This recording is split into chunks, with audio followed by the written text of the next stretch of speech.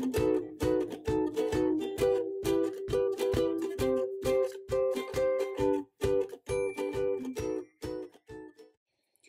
friends, it's Chari, and today I'm making this fun snowy scene shaker card. So to start with, I'm going to create my night sky. That's going to be the background. I'm using some distress watercolor cardstock. This is cut to 4 1/4 by 5 1/2, so it will fit perfectly on my card base. And I'm going to be using a lot of different colors of blue distress ink to build up this background and get this really fun inky look. Starting off, I'm using some faded jeans, and I added some clean water all over my paper so it's nice and wet. And then I've added some water to that faded jeans, which I just smushed onto my craft sheet there. I'm picking it up with a paintbrush and just doing a coat of this all over this background. I'm not too terribly concerned about going all the way to the edges. That will get covered up by a die cut frame. So I'm going to pick up some of that color with the paper to kind of smear it around. Then I'm going to dry it. So I'm going to be drying it between each of these layers. That really helps get some nice droplets and some nice texture, and it keeps those blues from just blending together into one big blue blob. So I'm picking up some of those droplets again, and I'll dry it a little bit more. And I'm just going to use up all that ink that I have there. So you can see these are a little more concentrated in the center there. And you start to see how you get that texture by picking up those droplets. So next I'm going in with Blueprint Sketch, which is darker. And you can see I've put this all over the center, adding a whole lot of water so I get all those blobs of color. And then I'm going to start picking it up with my paper. This one was a little bit too blobby, so I sprayed it with my just water in a spray bottle to give it a little more water in there so it's not quite so concentrated. And then I'll just dry between the layers. So you can see this gives it a nice darker blue, but I still have some of those lighter blue areas down in the center. For this, I'm trying to make it darker towards the top and lighter towards the bottom-ish a little bit to kind of give like there's light at the horizon line. So now I've got that Blueprint Sketch on there looking the way I want it. Now I'm going in with some prize ribbon, which is even darker, and I'm doing the same technique with this one. You're going to see that this really adds a lot of darkness and color to it. For this one, I'm trying to keep that color kind of towards the top. I'm going to blend it out with that paintbrush a little bit so it's a little more solid. Kind of like if you ink blended it from the top down, which I'm going to do as well. And then I was just using my paper towel to kind of pick up some of those really thick blobs of water so they're not too terribly concentrated and don't take too long to dry. But you can see how I'm getting that texture, and I've kind of framed the top of this panel with that darker color. So once that's dry, I'm going to pick up some more, get some more concentrated and some more texture with those droplets. This is just a really fun thing to do. You could sit around and make all kinds of backgrounds and then make cards out of them later if you wanted. The key to this building up the color to me is to dry it in between. So now I'm using my blending tool. We're going in with Chip Sapphire, even darker. And we're going to bring in that dark color in the top and the corners.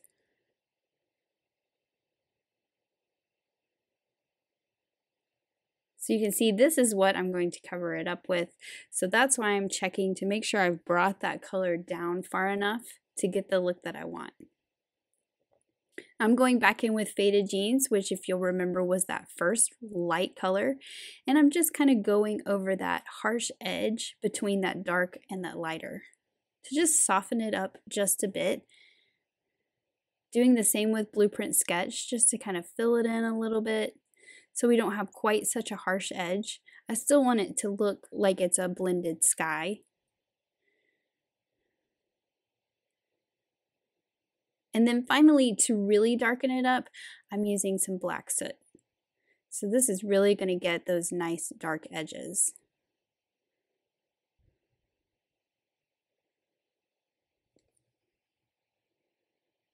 And then this is just that chipped sapphire again, just to kind of blend out the black so it kind of all goes together nicely. I really like the way that looks with the lighter at the horizon line and the darker at the top. Now this is just clean water. I've just put some droplets and I'm going to pick it up with a paper towel so I get some lighter spots. And then this is actually some chipped sapphire oxide, so this is darker. And I was adding this to add even more texture with some dark spots. I was actually kind of dripping more water than I was paint at this point, or ink. So I dabbed that off and I'm going to do the same thing again. I'm going to make sure I have more ink on my brush this time. I just didn't have quite enough water and there was a lot of clear water on my brush. So this will give some dark spots to the sky as well. Pick up some of those bigger ones and dry that with my heat tool.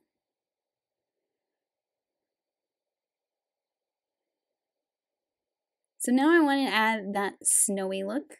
So I'm using some white watercolor. Now this is not going to be quite as opaque as maybe paint would, so I'm actually going to use paint too. So this will give me kind of different variations of white snowy spots in my sky. So I'm going to use some white distress paint to add some darker is not the right word, some more opaque white spots, snow to the sky, because distress paint can be used with water. So I've just added some water to make it thinner, and I'm flicking it off the block so that I get smaller dots. Now I did get a nice blob there, but that was easy to kind of wipe away with my paper towel.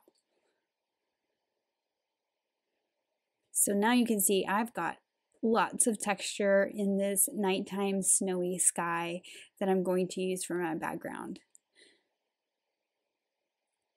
Now to work on the front part of the card, or the foreground, I'm using the forest backdrop with some light brown wood grain cardstock to cut a nice frame. You can see this is a lot lighter, so I want to darken that up. I want this kind of nighttime look to all these pieces that I'm adding. So I'm using some vintage photo distress ink to darken up the edges, and it really makes that wood grain stand out just a bit more. Also that stitching detail around the side. But I like the look of this darkness on the outside edges, and it goes a little bit lighter towards the inside. So I'm just working my way around with that vintage photo to kind of darken up all those places.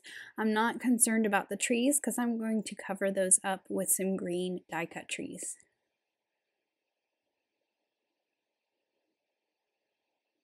And you can see this matches that nighttime sky much better once I've got that vintage photo ink on there. So I do have one stamped image in this card. It is with the Frosty Friends stamp set, which is an oldie but goodie. This is one of my more well-loved stamp sets, as you can see. And I'm using the small snowman, the scarf, and some earmuffs for him. And I'm just going to do some simple coloring. I'm going to give him some red accessories. So I'm starting with my darker color at the bottom of the earmuffs, and then I'll blend it out with the lighter one. And I'm going to use those same reds for the scarf. Starting with the dark at the edges and kind of pulling in, and also at the knot of the scarf. And then I'll just pull that out with the lighter color. And I actually felt like on the scarf it needed just a bit more contrast, so I grabbed an even darker red and kind of went back in to where those shadowy places are and added a little bit of that R29.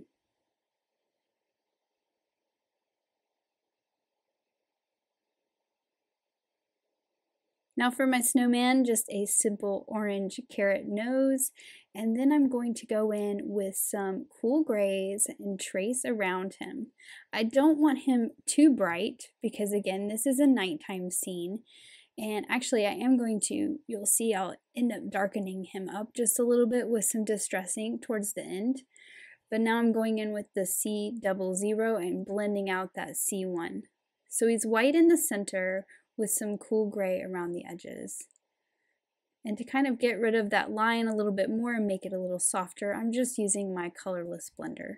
So I'll go ahead and assemble my little snowman, put his earmuffs on and his scarf. And for the bottom of the scarf, I wanted it to kind of pop up a little bit, so what I did was I actually stuck a thin foam square underneath it so that it's kind of flowing in the wind and popped up away from the snowman just a little bit. Now for the trees, so this is the tree that comes in that forest backdrop die set. I've cut 2 large trees from Noble Fir Cardstock and 1 small tree. I don't need 2 because one's going to get covered up by my snowman.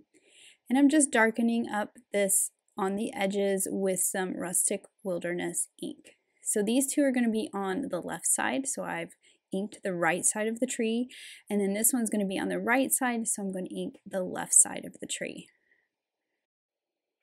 Now that my trees are all nice and inky, I can go ahead and add them to that wood grain frame. So I'm just using some liquid glue to add those directly to that textured cardstock. So I've got that one on the left, I've got the one on the right, and then what I like to do with the little one that's going to overlap is add a little sliver of cardstock behind the part that doesn't have the tree in the background, and then that way this lays nice and flat on top of that tree beside it and then the background. I have a little piece of pixie dust cardstock that I'm cutting with the Simple Stitch Hillside, and this is going to be my snowy ground at the bottom of my scene where my nighttime sky is. So I'll just add a little bit of liquid glue to the bottom and the sides of this and place this right at the bottom of my frame. Just a little hint of the snowy hill. Now I wanted a silhouette of a house on my little snowy hill in the night, so I'm using the little town border cut from some black licorice cardstock, and I'm just going to trim off one of these little houses.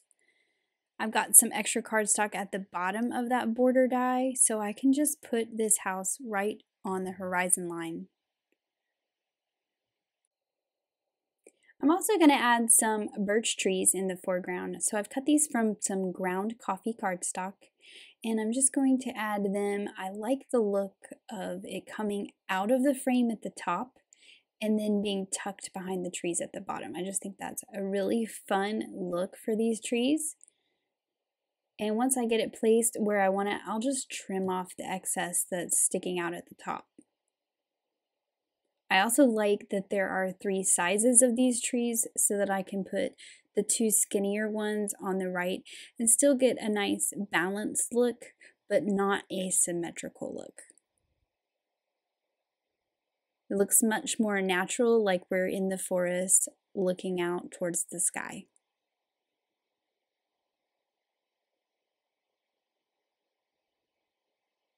So once I get those where I want them, I'll just trim the tops of those as well. Now that my starry sky or snowy sky is all nice and dry, I'm just going to add that to a card base so that I'm ready to assemble my card when I get to that point. And then since I'm making a shaker card, I have a piece of acetate that is cut just slightly smaller than this background panel or backdrop panel. I've put some double-sided tape all over all 4 sides. You can see I've got some on the backs of those trees, around that circle, and I'm just going to layer this acetate on the back. So now that whole shaker front has that acetate filling that window opening. Now I did feel like my snowman was a little too bright for a nighttime scene, so I'm just going to darken him up a little bit with some Hickory Smoke Distress ink. And it's nice to kind of do this with him all put together because he gets evenly distressed everywhere. Now I did want to add some little yellow in the window and the door of my house. So instead of getting out some yellow cardstock, I just colored some with a Copic marker, cut that same little town die, and then I'm just popping those little pieces in there. Now that there's acetate behind it, I have something I can stick it to. And I just used some little glue dots for that. And then for the sentiment, I'm using the Winter Wavy Sayings and a wavy banner cut from some chili pepper cardstock. And I'm just going to white emboss the sentiment Happy Holidays in some white embossing powder.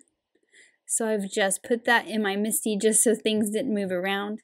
And I used some clear embossing ink and then some white embossing powder. And I'm just heating that up with my heat tool till it's all nice and melted and you get that really lovely bright white sentiment on that dark red banner. So to adhere this, I'm just going to add some glue dots. I've got 3 glue dots on the back of this. I think that a glue dot or a double-sided tape works a lot better when you have acetate that you're sticking things to. And since this banner is going to cross over onto that acetate, I wanted to use those glue dots. So now to create the shaker part of my card. Now this card would be really cute just with that inky background without making it a shaker. I just think that background's really nice and I love that night sky. But to make my shaker, I've doubled up my foam tape. So I folded it on top of itself so that I have a double thickness. And then I cut it really thin so that it can hide behind the edges of this die cut forest backdrop frame. And then I'm just going to go around all the edges. I've curved it around the top of that curved frame. That will keep all my shaker pieces kind of in the window and they're not going to go up into those corners.